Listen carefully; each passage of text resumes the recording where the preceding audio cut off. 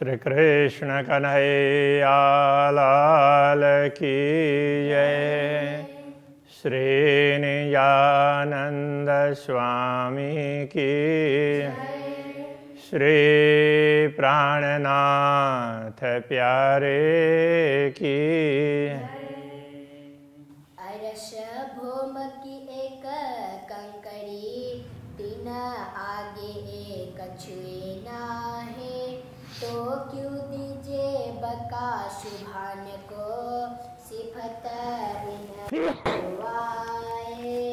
सिफत इन जुआए। श्री कृष्ण कन्हैया लाल की।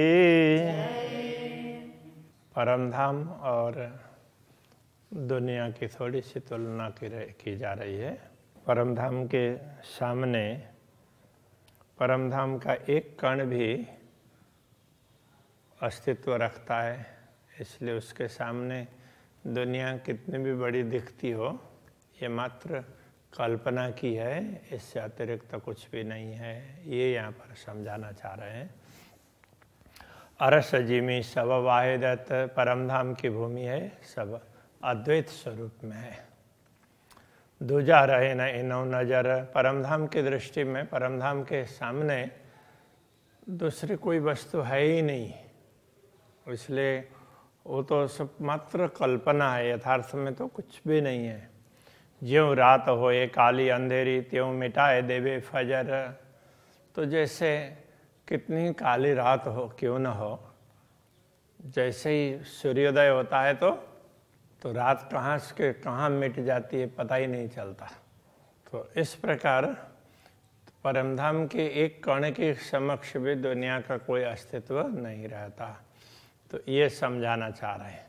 अब दूसरे चौपाई में कहते हैं, है हमेशा एक वाहिदत, एक बिना जरा न और। परमधाम तो सदैव अद्वैत भूमिका है, एक बिना जरा न और, तो उसके अतिरिक्त तो दूसरा कुछ है ही नहीं।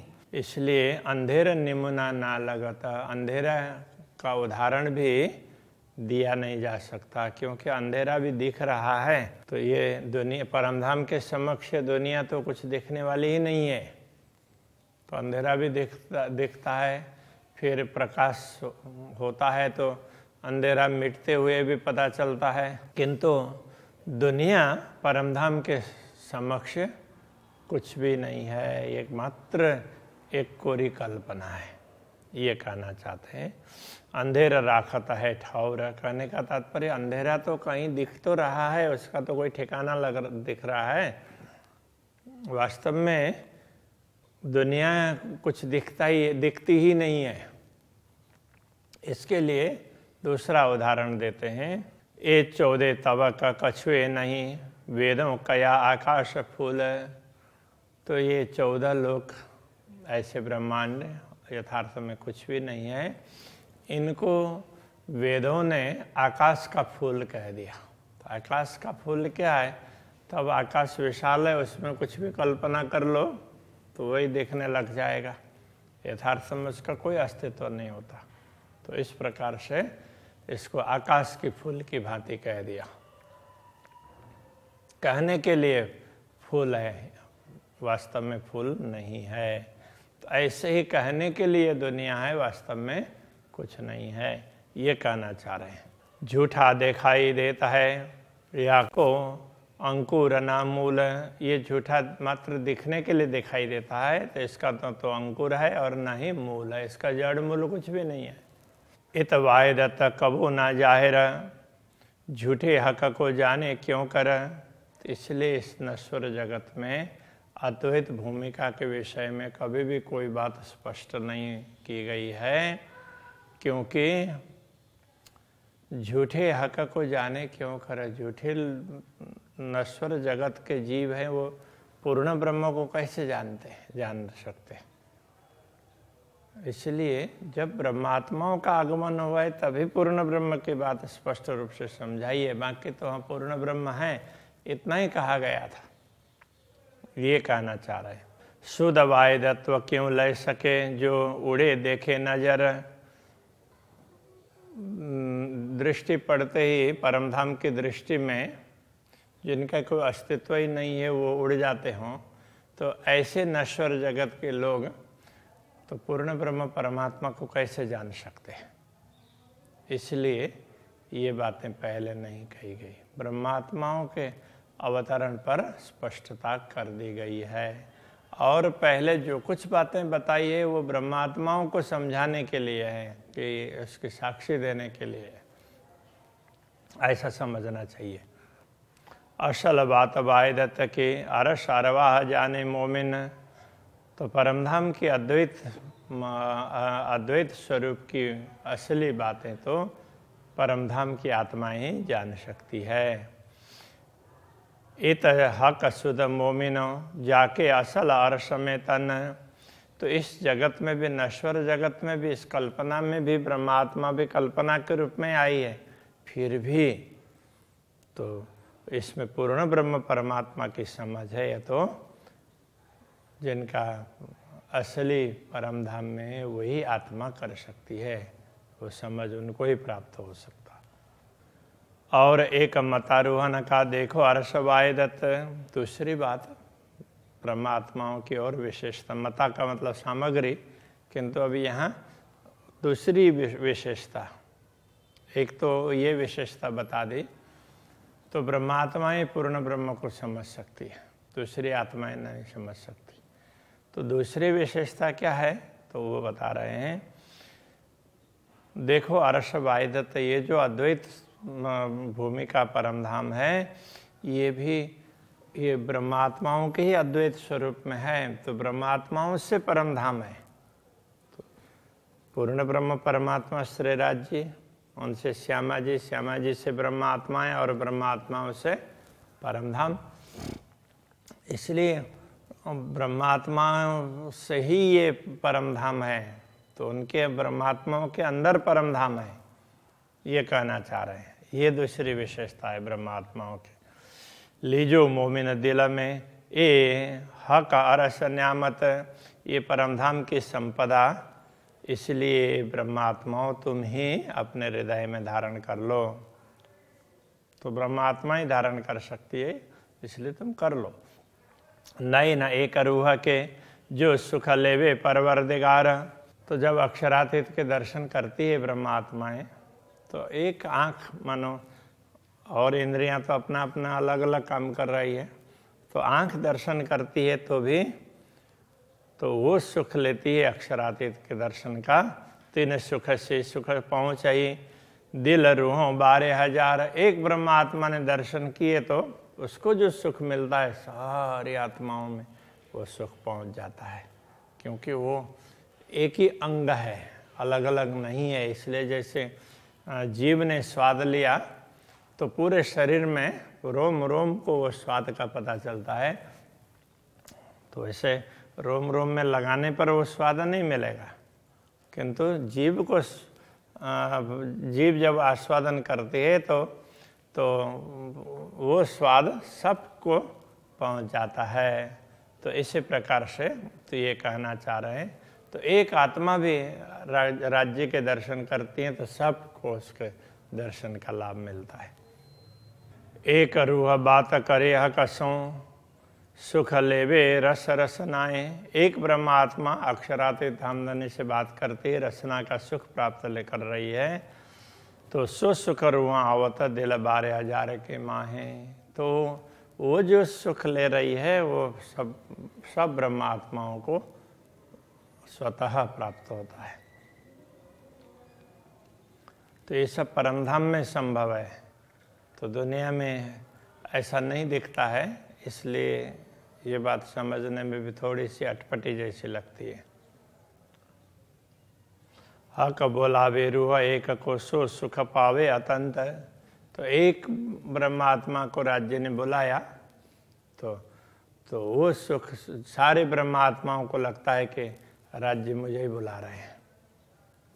सो बात सुन रूह की सब रूहें सुख पावत, तो अक्षरातीत धामधनी की बात सुन करके सारे ब्रह्मात्माओं को वही सुख प्राप्त होता है, जो सुख जिस ब्रह्मात्माओं को बुला रहे हैं उसको प्राप्त हो रहा है। रूह सुख हर एक बात कहा कसम अरस में लेवत।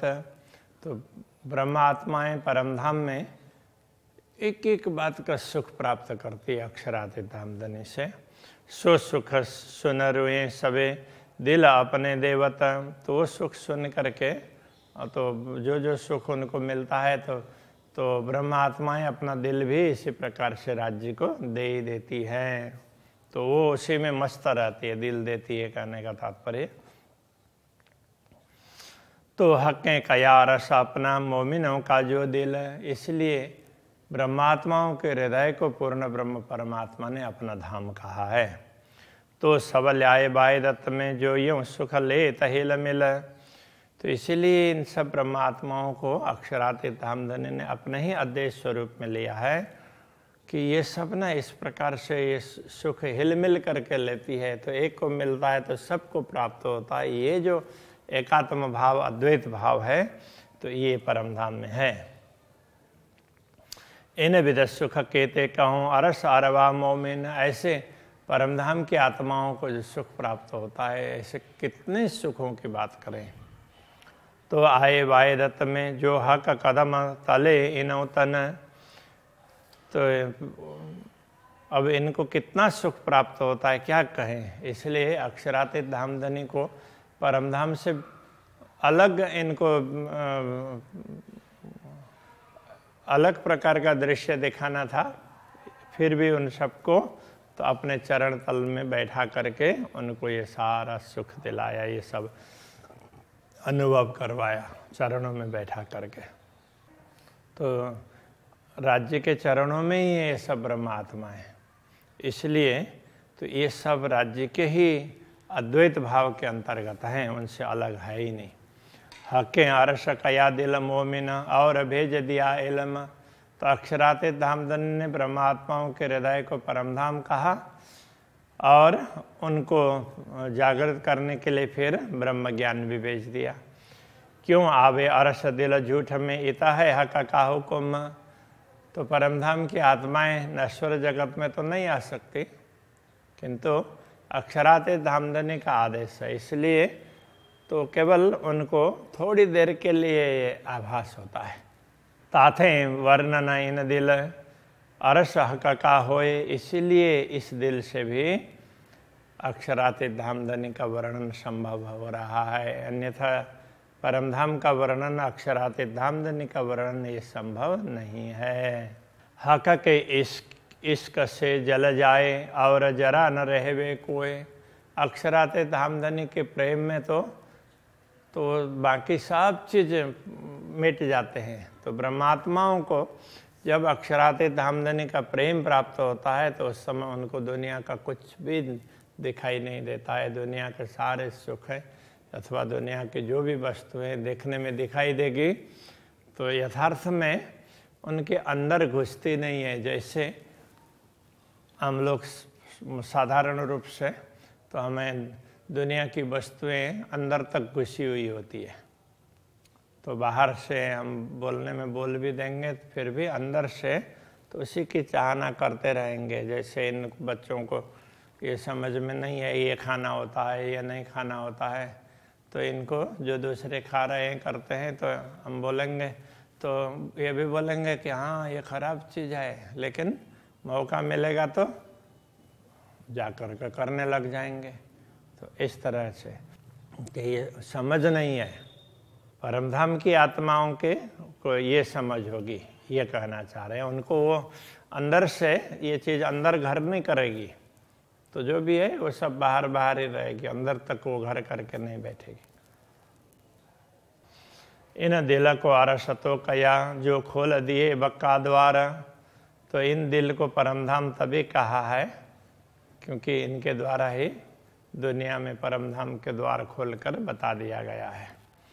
ताथे फेर फेर वर्ण वो हकवाए दत्त का श्रृंगार। इसलिए मुझे बार बार वर्णन करने का मन होता है अक्षरातीत धामधनी के श्रृंगार का, उनके स्वरूप का, उनके श्रृंगार का वर्णन करने का बार बार मन होता है।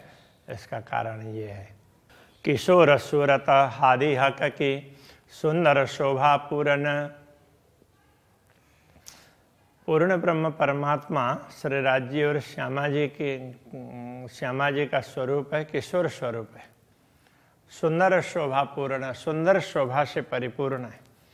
मुख कमल कहूँ मुकुट की, मुख कमल और मुकुट, पीछे सवा अंग वस्त्र भूषण। तो पहले अब उनके मुख कमल का वर्णन करते हैं, फिर मुकुट का वर्णन करते हैं, फिर सवा अंग वस्त्र भूषण, उनके सभी अंगों में वस्त्र और आभूषण पहने हुए जो जिस प्रकार से है उनका वर्णन फिर करेंगे।